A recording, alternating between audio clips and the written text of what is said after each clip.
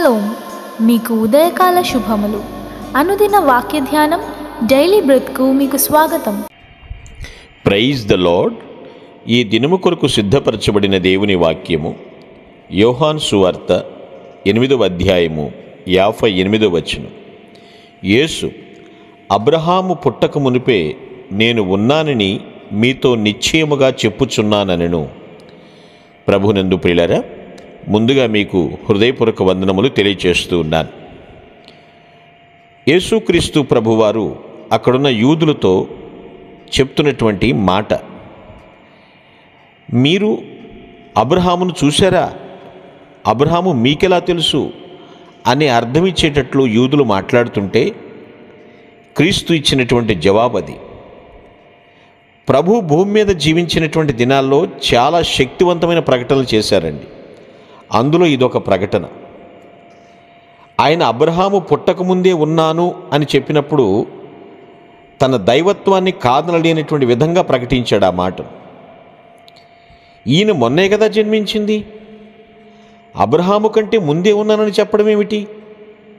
వాళ్ళకి అర్థం కాలేదు. రాళ్ళు ఎత్తారు కొట్టడానికి. చూడండి, వాస్తవం కొంతమందికి వెక్కిరింతల్లాగా కనబడుతూ ఉంటుంది. నిజం నిబ్బరంగా అన్న బయటికి రాక తప్పదు కదండి. ఉన్నమాట అంటే ఒక్కొక్కసారికి ఊరు వచ్చి రాదట. ఉన్నమాట అంటే ఉలికెక్కువ అంటారు. కొంతమంది ఉన్నమాట అంటే కన్నెర చేస్తూ ఉంటారు. దేవుడు వాస్తవాన్ని మాట్లాడుతున్నాడు అక్కడ. నేను ఉన్నవాడను అనేది తనకు అన్వయించుకున్నాడు యేసుక్రీస్తు. ఆయన నిత్యుడకు దేవుడండి, ఎల్లప్పుడూ ఉన్నవాడు, ఎల్లప్పుడూ ఉండబోవాడు కూడా ఆయనే. గతం, వర్తమానం, భవిష్యత్తు ఏదైనా ఆయనకు ఒక్కటే. జీవితంలోని అన్ని కాలాలను సృష్టించింది దేవుడే కనుక తన దృక్పథం నుండి చూస్తాడు. 2000 సంవత్సరాల క్రితం తన శిష్యులతో కలిసి పాలస్తీనా అంతటా సంచరించిన యేసుక్రీస్తే ఈరోజు మనకు తెలిసినటువంటి యేసు. మనం రోజు కలిసి నడవగలిగేటువంటి వ్యక్తిగా, ఒక్క క్షణంలో ఆశ్రయించగలిగేటువంటి వ్యక్తిగా యేసుక్రీస్తున్నాడు. మన ఆలోచనలు పలుకుటకు ముందే ఆయనకి తెలుసు. దేవునికి మన లోపల తెలుసు, బయట అంతా తెలుసండి. ఆయన నుండి ఏమీ దాచలేం మన వల్ల కాదు. మన రక్షకుల్లో భయంతో కూడిన గౌరవం, ఆ ప్రేరేపించేటువంటి శక్తి, అధికారం గురించి ఎప్పుడైనా ఆలోచించామా మనం? ఆయన సృష్టి జరిగినప్పుడున్నాడు.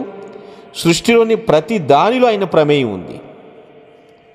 ఈ సర్వశక్తిమంతుడే మనల్ని చూసుకుంటున్నాడు. ఇప్పుడు ఆయన తనను తాను మనకు ప్రత్యక్షపరచుకుంటానికి మానవుని రూపంలో ఈ భూమిపైకి రావడానికి ఇష్టపడ్డాడండి.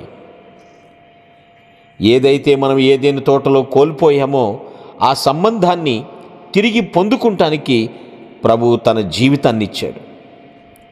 జీవితంలోని ప్రతి అనుభవంలో, ప్రతి సంతోషంలో, హృదయం విరిగిపోయినప్పుడు కూడా మనతో పాటు వెళ్ళేవాడు ఆయన. ఎందుకంటే విరిగిన హృదయాలను స్వస్థపరిచే దేవుడు. జీవితం తీసుకొచ్చే అన్ని బాధల వలన మరియు పాపం వలన విచ్ఛిన్నమైన సంబంధాలు కూడా పునరుద్ధరించడమే ఆయన పని. నేను ఉన్నవాడను అనే పేరు చూడండి. నిత్యుడొక దేవుడండి. ఆయన మారని స్వభావాన్ని చూపిస్తుంది. ఆయన దేవుని జ్ఞానం యుగ యుగములకు విస్తరించిందండి.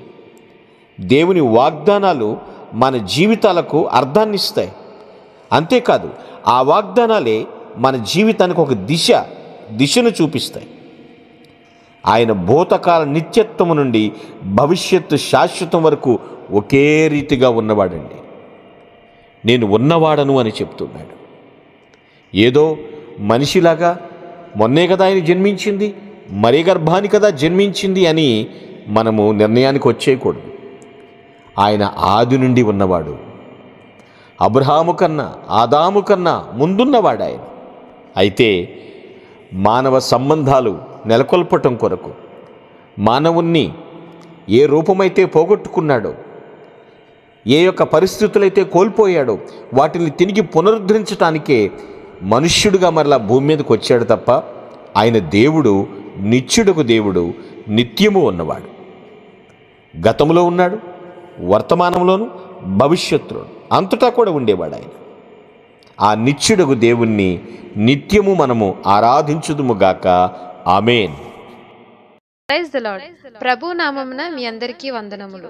ఈ మా సందేశముల ద్వారా మీరు ఆశీర్వదింపబడినట్లయితే మీ తోటి వారికి షేర్ చేసి దేవుని రాజ్య సువార్తలో మీరు కూడా పాలుభాగస్తులు కావాలని ఆశిస్తున్నాం. మొదటిసారిగా ఈ ఛానల్ను చూస్తున్నట్లయితే మా ఛానల్ను సబ్స్క్రైబ్ చేయండి.